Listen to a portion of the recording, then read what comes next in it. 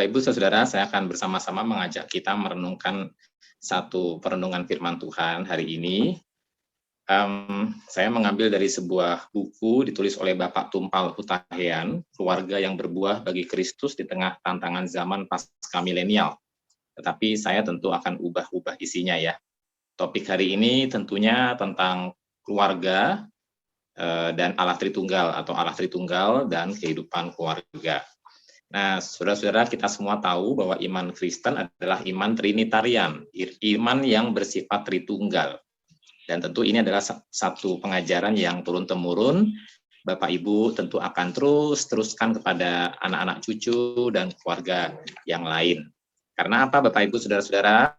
Karena kita dibaptis dalam nama Bapa, Putra, Roh Kudus.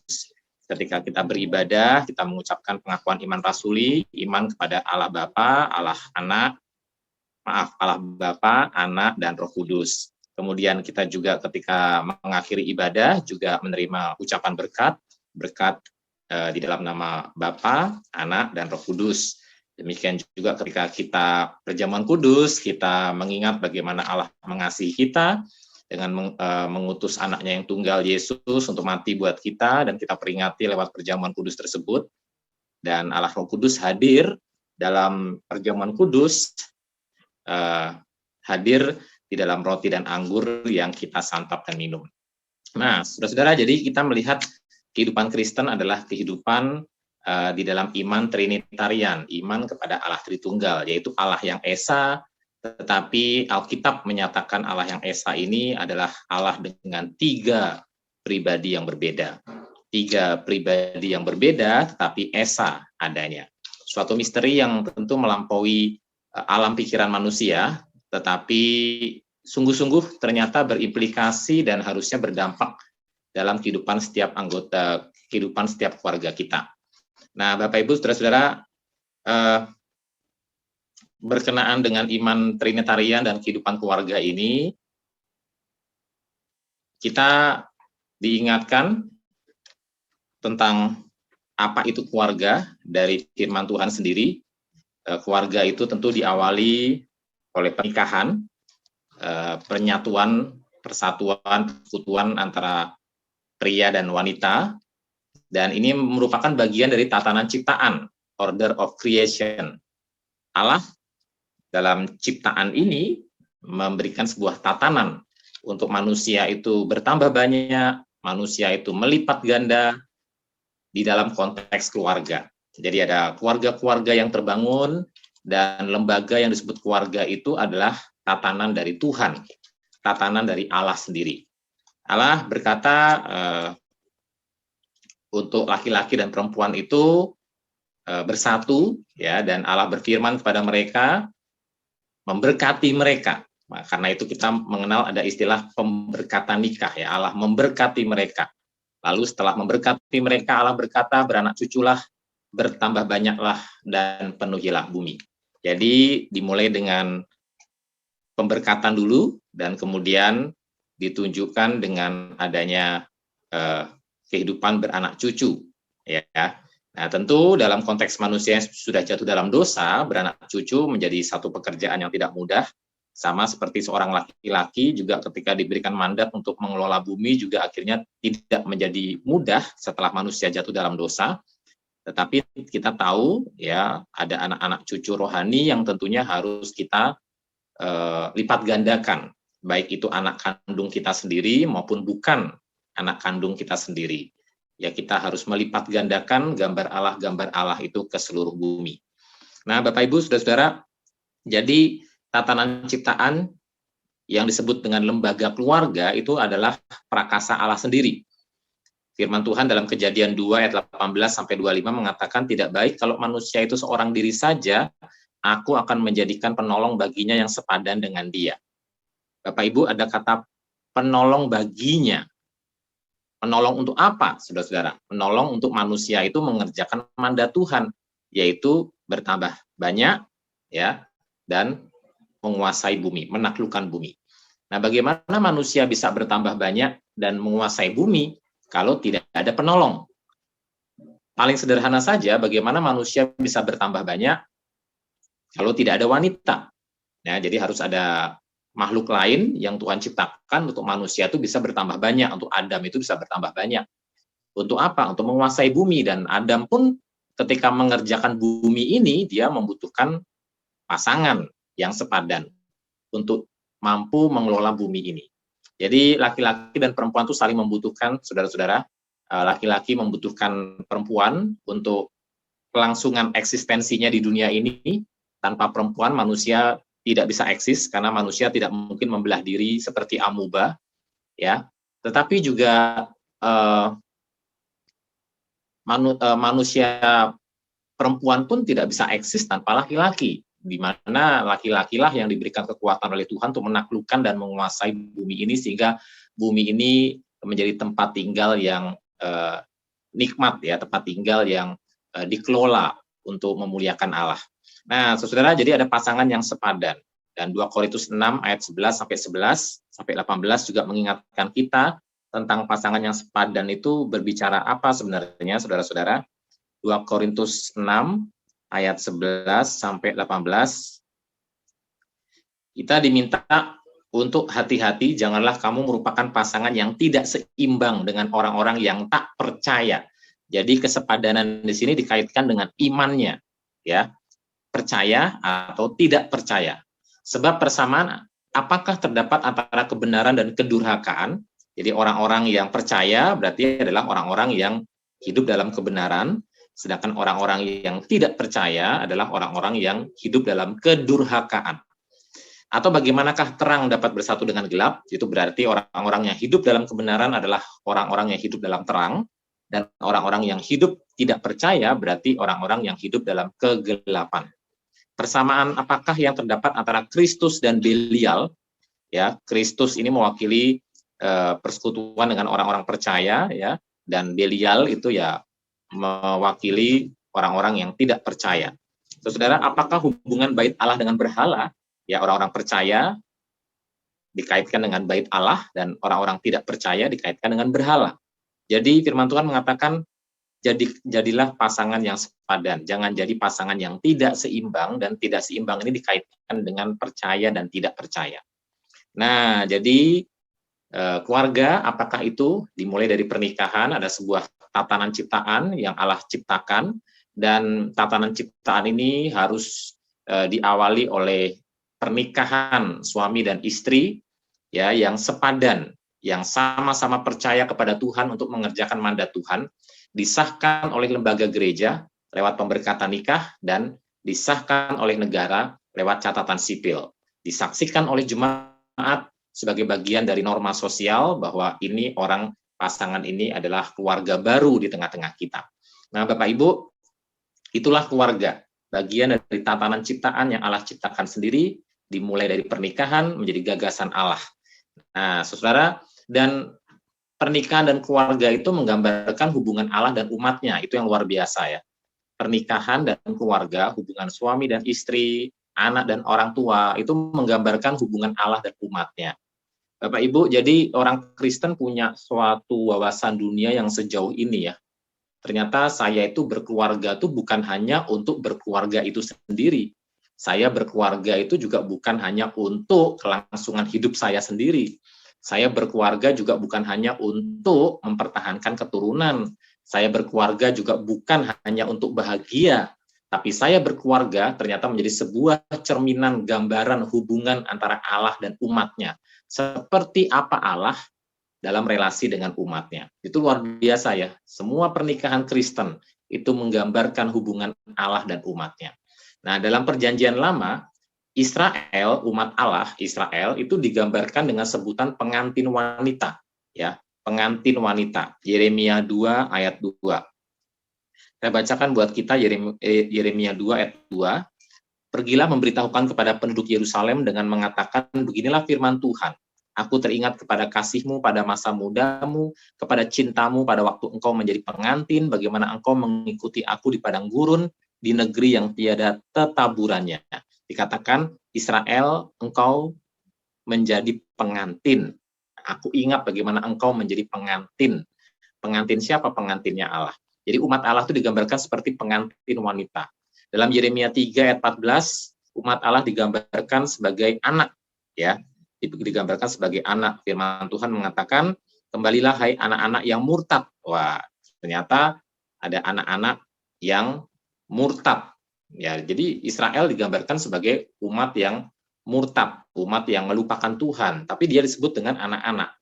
Nah, ini untuk menggambarkan kedekatan yang begitu menyakitkan ketika dikhianati, begitu ya. Mana ada yang lebih menyakitkan ketimbang ketika anggota keluarga kita mengkhianati kita, istri atau suami mengkhianati kita, atau anak atau orang tua mengkhianati kita. Itu pasti lebih menyakitkan ketimbang kalau teman kita yang mengkhianati kita, ya, atau musuh kita yang mengkhianati kita. Jelas-jelas dia sudah musuh, tapi kalau orang yang terdekat dengan kita mengkhianati kita, itu sakitnya luar biasa. Nah, ini penyebutan umat Tuhan sebagai anak-anak ini ingin menggambarkan bahwa ketika mereka mengkhianati Tuhan itu benar-benar menyakitkan sekali. Dan istri, umat Tuhan juga digambarkan seperti istri dalam Hosea 2 ayat 19. Nah, saudara-saudara, jadi ada gambaran-gambaran anggota keluarga, ya, untuk menggambarkan hubungan Allah dengan umatnya. Lalu juga dalam perjanjian baru, ya, Kristus digambarkan sebagai mempelai laki-laki, dan gereja, yaitu kita, Anda dan saya, digambarkan sebagai mempelai perempuan. Mempelai perempuan. Nah, saudara, ini adalah gambaran yang diberikan oleh Alkitab kepada kita. Nah, mempelai perempuan, yaitu kita, Kristus, mempelai laki-laki. Dalam 2 Korintus 11 ayat 2, itu bisa kita baca bagaimana Alkitab menggambarkan gereja Tuhan sebagai mempelai perempuan. Sebab aku cemburu kepada kamu dengan cemburu ilahi, kata Paulus. Karena aku telah mempertunangkan kamu, mempertunangkan jemaat Korintus kepada satu laki-laki, kepada Kristus, untuk membawa kamu sebagai perawan suci kepada Kristus. Nah, saudara-saudara, jadi ketika Paulus memberitakan Injil kepada jemaat Korintus, dan jemaat Korintus terima Yesus, pada saat mereka percaya kepada Yesus, terima Yesus, menjadi orang Kristen, itu seperti seolah-olah Paulus itu mempertunangkan mereka dengan Kristus. Ada relasi yang baru, ya, antara orang Korintus dengan Kristus, ya. Nah, jadi Bapak Ibu, kita lihat juga dalam Efesus 5 ayat 22 sampai 23. Efesus 5 ayat 22, ya, sampai 33. Ada ujaran kepada istri-istri di ayat 22, ujaran kepada suami-suami di ayat 23, ya, dan juga ada ujaran kepada anak-anak, ya, pada anak-anak di Efesus pasal 6 ayat 1 dan seterusnya. Jadi kita melihat gambaran relasi anak, orang tua, suami dan istri itu tuh menjadi gambaran hubungan Allah dengan umatnya. Nah, saudara, jadi itu nanti kita akan lihat lebih jauh lagi terkait dengan surat Efesus ini. Jadi intinya ada rahasia yang hendak diungkapkan. Mengapa kehidupan keluarga itu dipakai Tuhan itu untuk menggambarkan relasi antara Allah dengan umatnya. Ini menjadi sebuah rahasia yang hendak Allah ungkapkan, bahwa Allah itu sangat mengasihi umat pilihannya. Sangat mengasihi umat pilihannya, sampai-sampai menyingkapkan kasihnya itu benar-benar digambarkan sebagai kasih keluarga, kasih antara anggota keluarga, begitu ya, kasih antara anggota keluarga. Nah, Bapak Ibu, saudara, jadi Allah sangat mengasihi umat pilihannya. Allah sangat mengasihi Anda dan saya. Kita dikasihi sebagai anak-anaknya, dan kita punya Bapa yang begitu mengasihi kita, dan relasi kita adalah relasi yang di dalam kasih, begitu ya. Nah, saudara, di dalam semua itu pernikahan itu, perkawinan itu menjadi satu bentuk perjanjian yang penting, ya, yang kudus, yang khusus, begitu. Covenant itu artinya perjanjian. Nah, Matius 19 ayat 6 mengatakan, demikianlah mereka bukan lagi dua melainkan satu, yaitu laki-laki dan perempuan. Karena itu apa yang telah dipersatukan Allah tidak boleh diceraikan manusia. Jadi relasi pernikahan antara laki-laki dan perempuan itu bukan relasi antara dua pihak, tapi relasi antara tiga pihak, ya, dalam konteks Kristen, ya. Jadi pernikahan itu adalah relasi segitiga, Allah, suami, dan istri, begitu ya. Jadi ada Allah, suami, dan istri. Ada sebuah cinta segitiga mewarnai kehidupan suami istri, Bapak Ibu saudara-saudara, ya.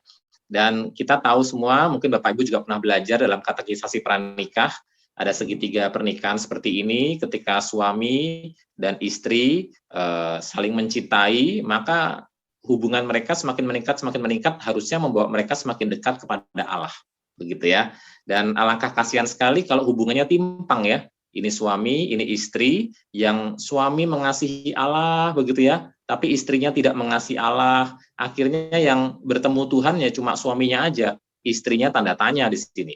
Atau sebaliknya, ya, istrinya yang sangat mengasihi Tuhan, ya, suaminya ternyata tidak sepadan, tidak seimbang, akhirnya hanya istri yang menikmati relasi dengan Tuhan dan suaminya tanda tanya di sini. Nah, tapi sesungguhnya relasi pernikahan kita suami istri adalah relasi pernikahan segitiga ya, di mana ketika suami istri saling mengasihi dan kasih mereka meningkat sama-sama membawa mereka mendekat kepada Allah. Nah, tentu ini juga satu pedoman bagi anak-anak yang pacaran ya. Ketika nanti kalian bertemu dengan pacar kalian, maka pria dan wanita harus bertanya dalam diri kalian, apakah dalam pacaran kalian itu membawa kalian bertumbuh semakin sama-sama semakin dekat kepada Allah, ya. Karena ketika yang laki-laki dekat kepada Allah, yang perempuan dekat kepada Allah, ya sama-sama akhirnya mereka sendiri juga didekatkan kan. Laki-lakinya dan perempuannya juga semakin dekat gitu ya dalam hubungan yang sehat. Ya, tapi kalau yang mengasihi Tuhan hanya pacar perempuannya saja, yang laki-laki tidak, atau kebalikannya, bagaimana kita bisa bersama-sama membangun keluarga dalam satu ikatan kovenan yang kudus. Nah, saudara-saudara, dan mengapa keluarga? Tujuan keluarga itu sekali lagi adalah perubahan dan pembaharuan dalam diri setiap individu dalam keluarga. Ya, jadi masing-masing harus belajar untuk mau dibentuk, berubah, dan diperbaharui setiap individu dalam keluarga untuk semakin bertumbuh di dalam Tuhan. Jadi kehidupan pernikahan tujuan utamanya, kehidupan keluarga tujuan utamanya bukan bahagia. Kalau mau bahagia, kadang-kadang kita bisa capek tanpa harus menikah, kita bisa saja bahagia. Dan seluruh orang-orang di dunia ini yang bukan Kristen pun kalau ditanya kenapa menikah, ingin bahagia. Terus apa uniknya iman Kristen kalau kita pun kalau ditanya kenapa kamu menikah? Ingin bahagia. Nah, bahagia itu bukan tujuan akhir kita, Bapak Ibu. Bahagia itu adalah akibat, ya, buah dari tujuan yang utamanya. Tujuan utamanya kita menikah apa sih? Untuk bertumbuh kepada keutuhan, ya. Kita bersama-sama sebagai anggota keluarga bertumbuh kepada keutuhan untuk semakin menjadi serupa dengan gambaran Kristus. Roma 8 ayat 29. Ya, Roma 8 ayat 29 supaya kita makin bertumbuh sesuai dengan gambaran Kristus. Nah, karena itu mari kita sebagai anggota keluarga, kita sama-sama bertumbuh bersama menjadi semakin serupa dengan gambaran Kristus. Ketika ayah-ayah semakin dekat dengan Tuhan dan istri-istri, ibu-ibu semakin dekat dengan Tuhan, maka relasi keduanya seperti dalam gambar segitiga tadi ya, juga akan semakin naik dan semakin dekat. Ya, karena semakin mendekati puncak piramid kan semakin dekat ya hubungan antara laki-laki dan perempuan. Demikian juga anak-anak yang mengikuti mereka pun akan semakin dekat kepada Tuhan. Nah, karena itu mari kita semakin bertumbuh, semakin serupa dengan gambaran Kristus. Kristus, anak Allah itu begitu intim, begitu dekat, begitu bergantung kepada Bapaknya. Ya, demikian juga kita anak-anak dari Sang Bapa itu juga harus meneladani Kristus, harus seperti Kristus, juga bertumbuh semakin bergantung kepada Bapa di surga. Nah, saudara, dan Allah Tritunggal itu adalah satu relasi yang diliputi dalam kasih. Karena itu ada dalam sebuah istilah di dalam teologi itu istilah perikoresis ya. Bapak Ibu bisa googling ini ya. Mau googling di internet juga ada nih istilah perikoresis ini. Anda bisa googling di Google ya, di Mbah Google itu apa sih yang nggak ada ya. Bapak Ibu bisa googling sendiri istilah perikoresis. Apa tuh istilah perikoresis? Itu bukan istilah yang yang rumit sebetulnya ya. Bisa juga dibikin rumit, tapi bisa juga dibikin sederhana.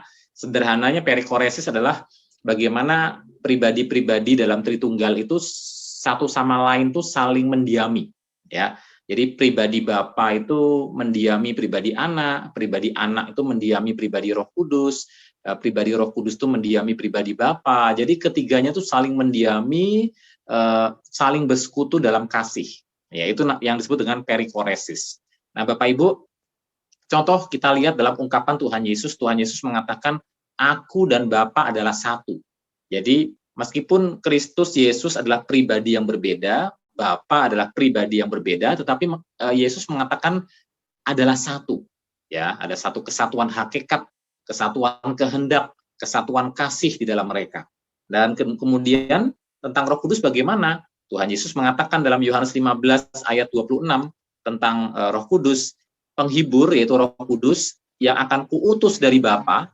Jadi Roh Kudus itu diutus dari Bapa. Siapa yang mengutus? Tuhan Yesus mengutus Roh Kudus dari Bapa, yaitu roh kebenaran yang keluar dari Bapa. Roh kebenaran yang keluar dari Bapa. Berarti kan Roh Kudus itu, ya, Roh Kudus itu ada bersama-sama dengan Bapa, begitu, ya. Jadi kita melihat perikoresis adalah satu konsep pengertian bahwa dalam ketritunggalan Allah itu pribadi-pribadi Allah itu saling mendiami. Bapa mendiami anak, anak mendiami Roh Kudus mendiami anak, Roh Kudus mendiami Bapa, dan seterusnya, begitu ya. Dan ketiganya itu ada dalam satu relasi kasih yang sempurna. Nah, karena itu kita tidak heran kalau Alkitab itu mengatakan Allah itu kasih. Dan bicara soal kasih, tentu kasih itu tidak mungkin tidak dinyatakan. Seseorang atau satu pribadi itu bisa dikatakan kasih, terbukti dia itu kasih kalau kasih itu dinyatakan. Nah, karena itu pentingnya Allah itu hadir dalam Tritunggal. Karena Bapa mengasihi anak, anak mengasihi Roh Kudus mengasihi Bapa. Ketiganya tinggal dalam kasih yang sempurna. Bayangkan kalau Allah kita tuh Allah yang satu tunggal begini ya. Satu tunggal sendirian, nggak ada pribadi-pribadi yang berbeda di dalam ketunggalannya itu, terus dia dinyatakan Allah itu kasih. Kasih siapa? Mengasihi siapa? Nah, itu kan omong kosong, saudara ya. Kasih itu perlu dinyatakan. Hanya di dalam iman Kristen, kasih itu menjadi sempurna, menjadi nyata, karena Allah kita adalah Allah Tritunggal. Ya, Allah Tritunggal itu artinya Allah yang dalam pribadi-pribadi yang berbeda itu saling mengasihi. Nah, ini menjadi dasar dari keluarga. Kehidupan keluarga Kristen adalah kehidupan keluarga-keluarga yang hidup di dalam kasih Allah Tritunggal tadi. Dan barang siapa tidak mengasihi sesamanya, mengasihi anggota keluarganya, mengasihi suaminya, mengasihi istrinya, mengasihi anak-anaknya, mengasihi orang tuanya, ia tidak mengenal Allah, sebab Allah adalah kasih. Dari mana kita tahu Allah adalah kasih? Karena Allah itu Tritunggal. Ya, Allah Tritunggal itu artinya apa? Kalaupun tidak ada manusia, kalaupun tidak ada makhluk ciptaan apapun di alam semesta ini, Allah tidak akan kesepian. Ya, Allah tidak pernah akan kesepian. Kenapa? Karena Allah itu Tritunggal. Bapa, Anak, Roh Kudus itu saling mengasihi dalam kekekalan dan tidak perlu ada ciptaan-ciptaan yang lain untuk dikasihi. Ketiganya sudah saling mengasihi secara sempurna. Jadi Allah tidak pernah kesepian, Bapak Ibu. Karena Allah kita Tritunggal. Dan terbukti Allah Tritunggal ini adalah Allah yang kasih, karena kasih perlu dinyatakan. Bapa mengasihi anak, anak mengasihi Roh Kudus mengasihi Bapa, Roh Kudus mengasihi anak, ya, dan anak mengasihi Bapa juga. Jadi ketiganya saling mengasihi, Bapa juga mengasihi Roh Kudus. Jadi ketiganya saling mengasihi, hidup dalam kasih yang sempurna, karena itu menjadi dasar bagi keluarga-keluarga Kristen. Allah kita kasih, maka kita pun harus saling mengasihi. Nah, saudara, dan prakteknya diberikan dalam Efesus 5 ayat 33. Bagaimanapun juga bagi kamu masing-masing berlaku, ya. Ini dimulai dari ayah-ayah, dari suami-suami, kasihilah istrimu.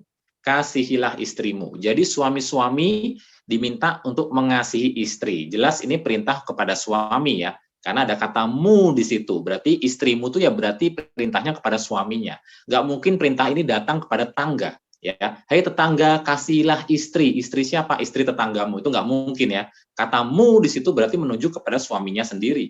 Ya, kasihilah istrimu seperti dirimu sendiri. Jadi bapak-bapak itu menjadi figur-figur di tengah-tengah keluarga yang diberikan kehormatan oleh Allah untuk mencerminkan seperti apa Allah Tritunggal itu.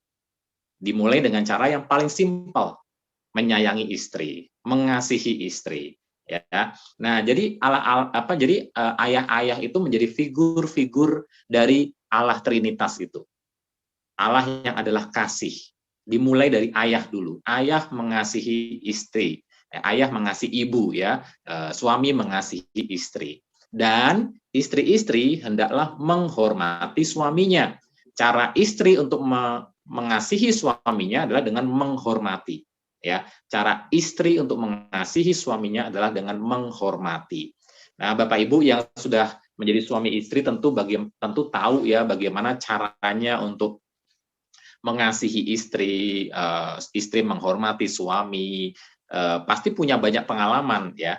Dan ini terjadi dalam ketritunggalan Allah ya. Allah mengasihi pribadi-pribadi, Bapa mengasihi anak, anak mengasihi Roh Kudus mengasihi Bapa, dan mereka saling menghormati.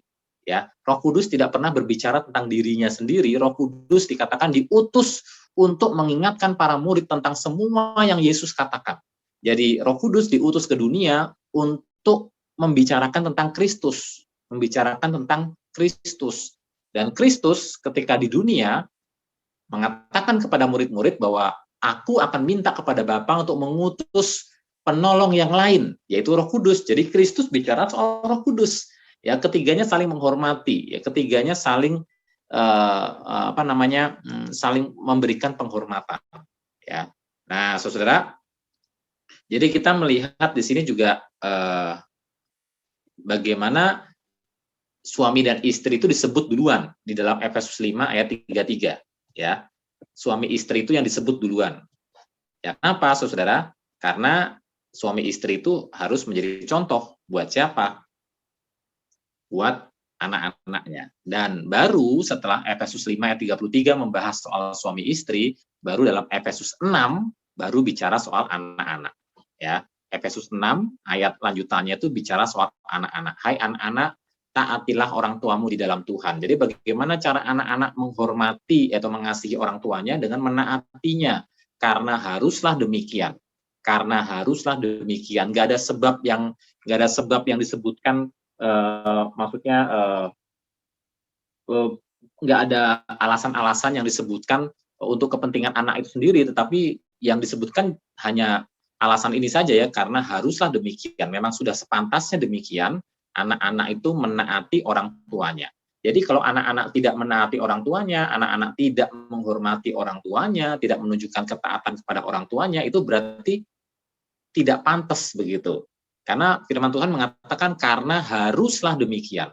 Berarti kalau kamu tidak menghormati, tidak menaati orang tuamu, kamu tidak hidup dalam kepantasan itu. Tidak hidup sebagaimana seharusnya seorang anak. Nah, saudara, dan bagaimana dengan bapak-bapak? Bapak-bapak dikatakan di sini, janganlah bangkitkan amarah di dalam hati anak-anakmu, tetapi didiklah mereka di dalam ajaran dan nasihat Tuhan. Saudara, perhatikan hubungan suami istri disebut lebih dahulu, ya, baru setelah itu hubungan anak dan orang tua. Ya, dan anak dan orang tua. Anak-anak disebut dulu, kenapa? Karena haruslah demikian. Itu memang sudah sepantasnya anak-anak hormat orang tua, tapi kemudian orang tua jangan besar kepala. Ya, karena orang tua kemudian diingatkan, diwakili oleh bapak-bapak, kamu juga jangan bangkitkan amarah dalam hati anak-anakmu. Maksudnya jangan buat anak-anakmu itu pahit hati, begitu ya. Tetapi didiklah mereka di dalam ajaran dan nasihat Tuhan. Boleh nggak orang tua marah kepada anak? Boleh, tapi dalam kemarahan bapak-bapak, ya, bapak-bapak diminta untuk marah dengan adil. Jangan sampai membuat anak-anaknya kepahitan hatinya. Ya, jangan bangkitkan amarah atau pahit hati di dalam hati anak-anakmu. Ya, didik mereka dengan tongkat, sekali-sekali dipukul boleh, pukul pun di tempat yang sepantasnya, karena Allah menciptakan tempat-tempat tertentu untuk dipukul. Usia kapan mereka dipukul pun harus diperhatikan. Kalau sudah gede dipukul kayaknya kurang pantas ya saudara ya, dan itu sangat kurang baik, dan seterusnya. Nah, jadi Bapak Ibu, di sini firman Tuhan mengingatkan kepada kita dasarnya adalah Allah Tritunggal. Kita punya Allah Tritunggal, Allah Trinitarian yang menjadi dasar untuk kita itu saling mengasihi antara anggota keluarga. Saudara, ini singkat pelajaran dari saya. Bagaimana Allah Tritunggal itu menjadi dasar untuk anggota-anggota keluarga itu saling mengasihi, dan betapa terhormatnya kita karena ternyata relasi antara anggota keluarga itu mencerminkan relasi Allah dengan umatnya. Relasi Allah dengan umatnya. Jadi saudara berbahagialah bagi kita yang hari ini dihadirkan Tuhan di dalam konteks keluarga ya. Dihadirkan Tuhan di dalam konteks keluarga. Ya, yang belum menikah pun kan pasti sudah punya keluarga kan, minimal punya ayah, punya ibu, itu kan keluarga juga, meskipun bukan dalam pengertian pernikahan begitu ya, tapi orang tua. Nah itu pun keluarga. Nah saudara, jadi ini menjadi pelajaran buat hari ini.